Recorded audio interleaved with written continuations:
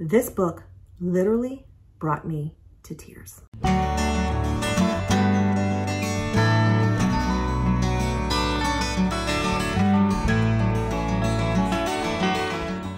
recently read the book Fat Family, Fit Family by one of the Biggest Loser contestants. And I talked in that review about how I hesitated to read the book because I have a love-hate relationship with The Biggest Loser.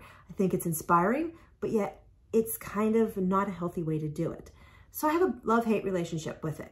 And so I kind of ignored reading it because of that. And I read it and it really touched me in some ways. So when I was scrolling through the online library to try to find another book to read, when I saw another Biggest Loser book, I was like, might as well.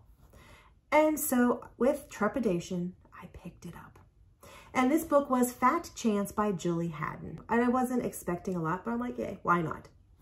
I got more than I bargained for.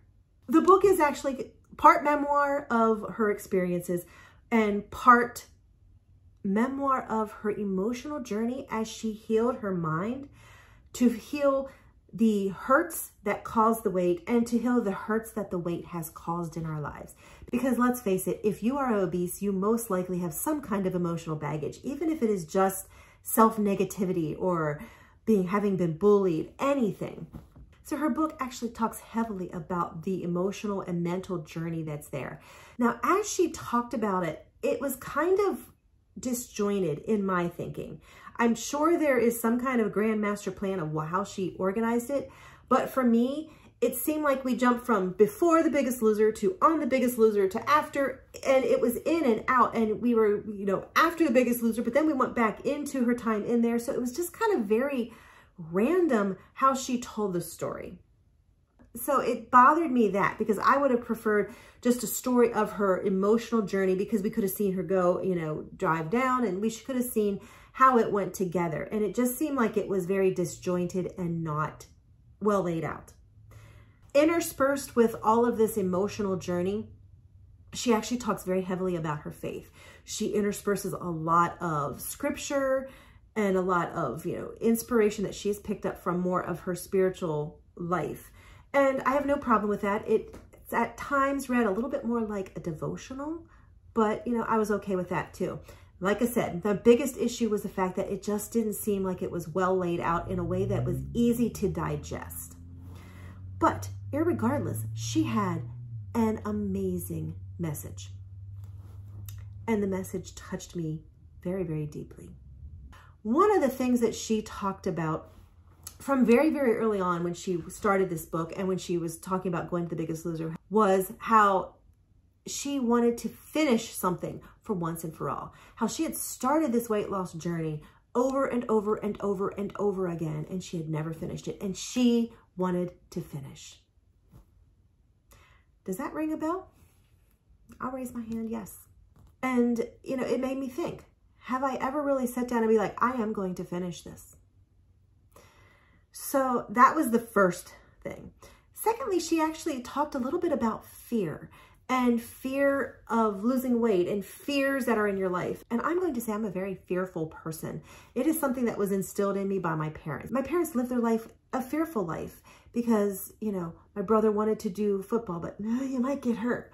I really wanted to do gymnastics when I was about 8, but my mom's like, that's a dangerous sport. Don't want you to do that. Her fears. And so their fears conveyed onto me. And I'm a very fearful person. And I do try to work through it because I have found that when I face my fears and do something that I'm afraid of, it usually has the biggest reward. But in conjunction with the fear is something that I talked about a long time ago on my weight loss blog. And that was fear and my fat suit. I am wearing a fat suit of armor. And what is this fat suit of armor? By keeping an extra layer of fat on my body as my armor, I am protecting myself from pain and suffering and failure.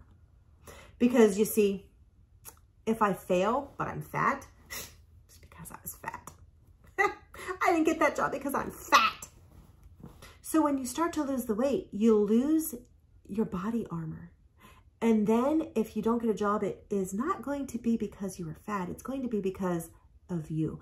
You have to take the blame. You can't blame your body anymore. Ironic that I struggle with this when my channel is called No Excuses, because I use the fat suit as an excuse a lot. So when she talked about fear, I was like, oh, whoa, yes, I am fearful. I am afraid of failure, and I wear my fat suit with pride and disgust because the fat suit protects me from that failure. It's the fat suit's fault, not mine. So yeah, she talked a lot about that, and that made me really think. Throughout the book, her underlying theme was worthiness. You are worthy of losing the weight. And she talked about it from her own experiences, how she didn't feel worthy. She didn't feel like she deserved the time it took, the energy, the commitment. She was actually taking care of others and putting their worth above hers because she wasn't taking care of herself. So worthiness is a huge thing with her. And it really made me think, and yes, I did shed some tears on this one, because do I find myself worthy? Do I think that I am worth the time, the effort, the energy? The last thing that she talked about really wasn't even a big thing. It was just one little snippet in a chapter. After she lost the weight, she had actually traveled to a lady who was actually doing a challenge, and it was being filmed and photographed for whatever purpose. And she actually had an interview with her, and they talked, and then she went to the photo shoot with her. This was the photo shoot at the beginning. And the lady got in front of the camera, and she did something that I guarantee almost all of us have done. I hope you have a wide angle lens to get my body in. And then she laughed about breaking the camera and that kind of stuff. Are you guilty of that? Let me know in the comments if you're guilty, because I am guilty of that. And she didn't say anything at that point because, you know, they're in the middle of a photo shoot. But a little bit later in the day, she had some time alone with this other lady, and she says, you've got to stop that. Because every time you say it, you're putting the seed in your brain. And every time you add a seed to your brain is going to believe it just a little bit more. And every time you believe that you're going to break the camera, that you need a wide angle lens, that it's a wide load, or whatever you're saying, you're believing it a little bit more, and you are ruining your self-worth. Oh my word, I am so guilty of this. In fact, I didn't realize how much I do it.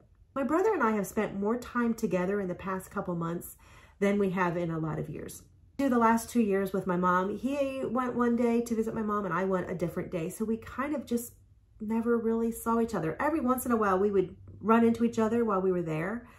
Typically, we didn't see each other except for maybe a holiday. So we've spent some time together cleaning out mom's house. And I have been my normal self, making comments about the fat girl. Fat girl was me. Oh, well, let the fat girl take it then. Oh, I see what you mean. Leave the big heavy bucks for the fat girl. Yeah. And I didn't even realize I was doing it, except that my brother and my sister-in-law stopped me every time. And they said, don't say that. Don't say that. Stop. I didn't stop. But when I read this book and I heard that, it was the final seed that I needed to know this needs to stop, and this needs to stop right now. Because the negative comments are only feeding negativity in me. I need positivity. Being negative brings nothing good. So yes, the message and theme of this book hit me, boom, right here.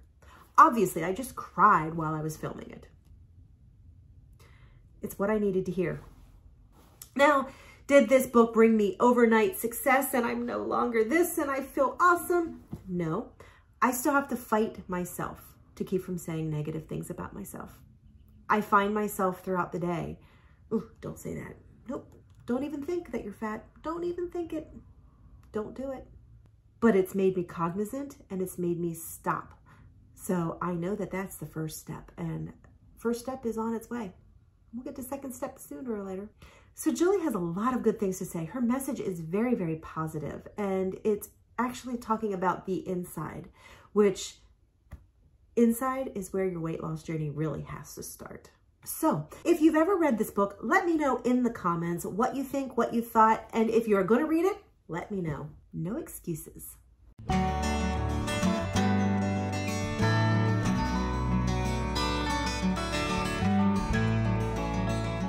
How she, hi Myrtles, hi Myrty, there's Myrt's the cat.